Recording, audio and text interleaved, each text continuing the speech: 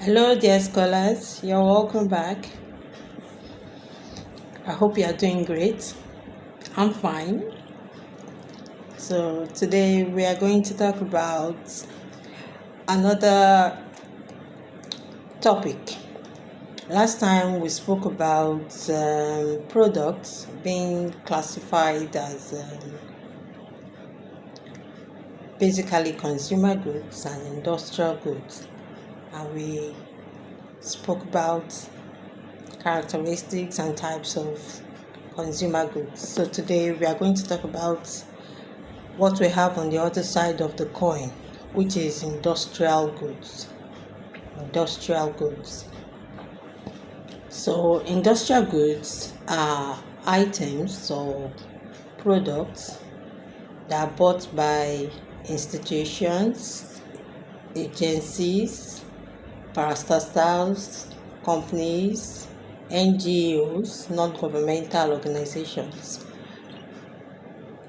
businesses of all types that things they buy to facilitate the day-to-day running of their business, the day-to-day running of their organization, so that the business can run efficiently and effectively with the sole purpose to make a profit. So they buy, not like consumers or buyers of consumer goods, they buy with the sole aim to make a profit, to resell or make a profit, as the case may be, on the type of the goods it is. Industrial buyers are not as much as consumers of consumer goods. They are lower in number. The number of people in the industrial market are low compared to that of the consumer market. But the good thing about them is that they buy in bulk, they buy in large quantities, they buy large sum at once. And because of this, they enjoy direct channel of distribution from the manufacturer. As such, they are giving discounts, wholesale price, and they enjoy benefits because they buy in large quantities. Industrial buyers buy things like raw materials, components and parts, supplies, all with the sole purpose to run their businesses and make a profit.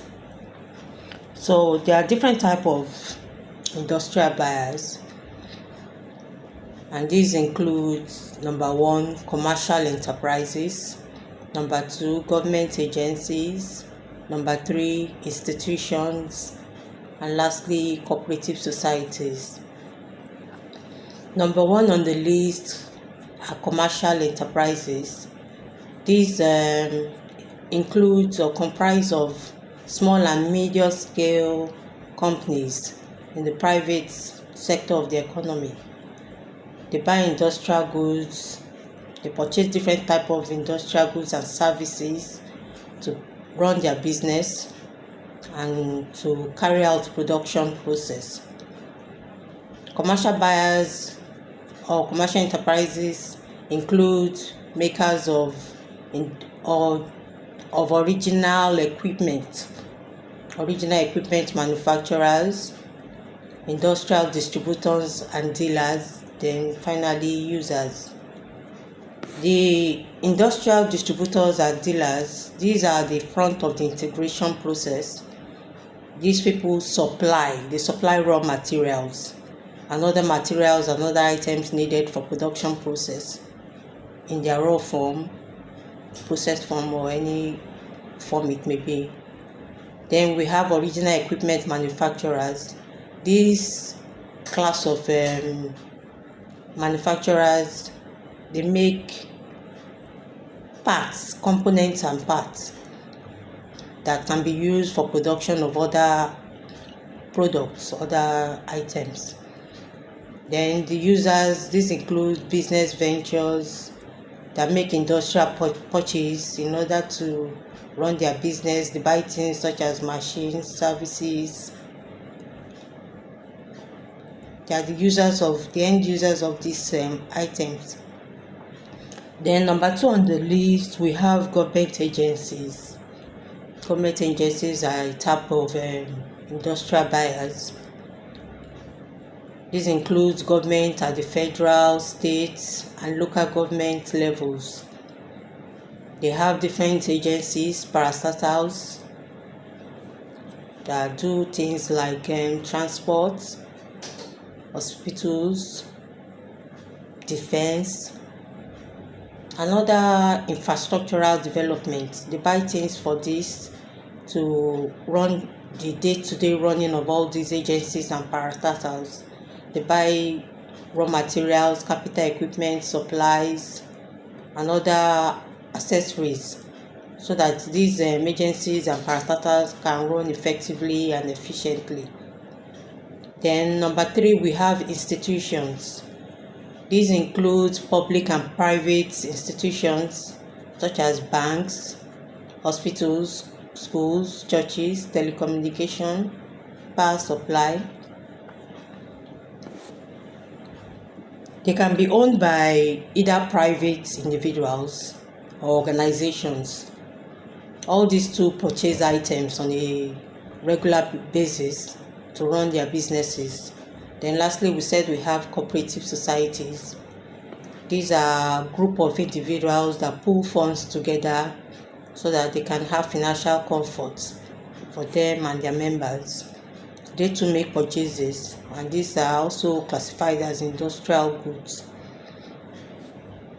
So next we'll be talking about classification of industrial goods. Like we have said, anything bought by any business, any profit-making organization. At times they are non-profit too, like NGOs too. Anything bought to run business and make profits is an industrial goods. Excuse me. Industrial goods can be classified as number 1, materials and parts.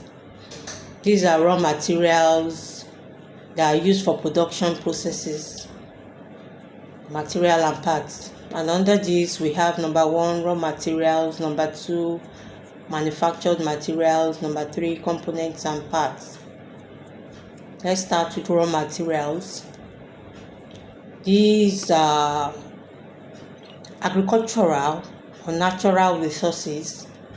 They are most time in their raw form. They are gotten from Mother Earth, from nature, and are used for production processes to aid production.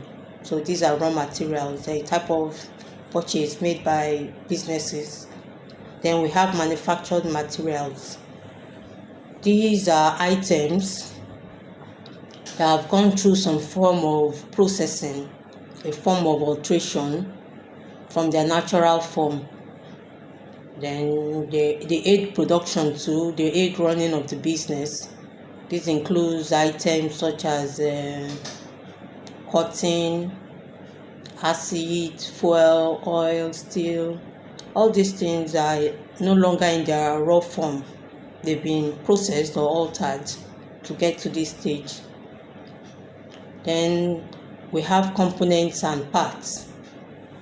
Components and parts are also bought by businesses or manufacturers really that produce items that need items from other manufacturers to make up their production process. For instance, a company that produces an item such as like a car will need other items such as a gearbox, stereo, AC. These are produced by other companies and they will buy it to make up their own final products, so to aid their production process. These are known as components and parts. So those are parts and materials used by industrial buyers. Those are a type of goods they buy. Then number 2, they buy capital items.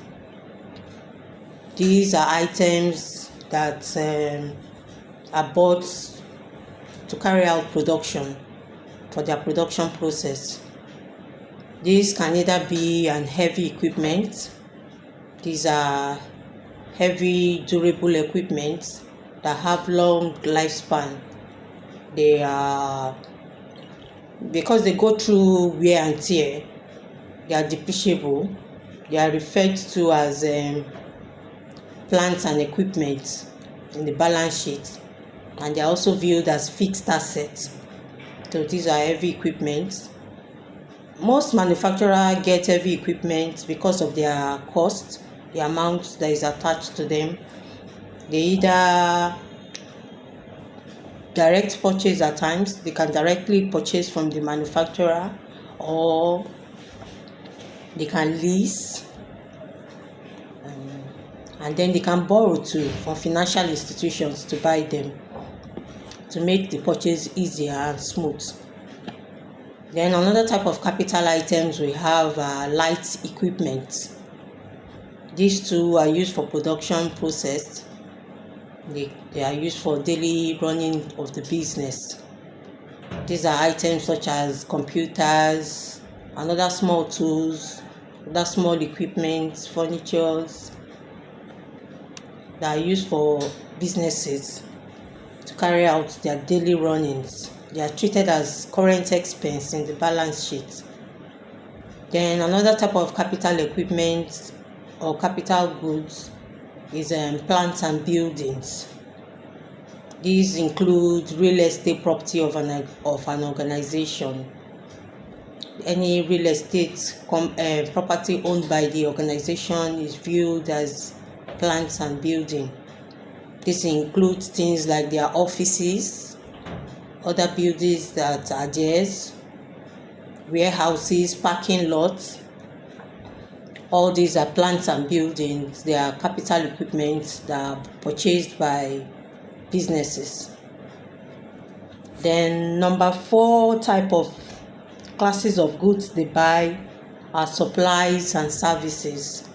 They buy supplies, they need all that too. These are items that are bought at a frequent purchase, more frequent, because they are needed on daily basis for operations and running of the business. These are bought on a regular basis, and as such they are treated as operating or current expenses for the period for which they are consumed. Supplies are things like fuel, stationaries, paper, ink, all those, they are viewed as supplies. Then another type of item under supplies and services are services. Yes, services include things they buy. They can either perform it by themselves or outsource it. Most time they outsource it to other organizations. These are services they need for their businesses. These include things like cleaning services, maintaining services, legal services, security services, financial services, courier services, marketing research services. They need all this.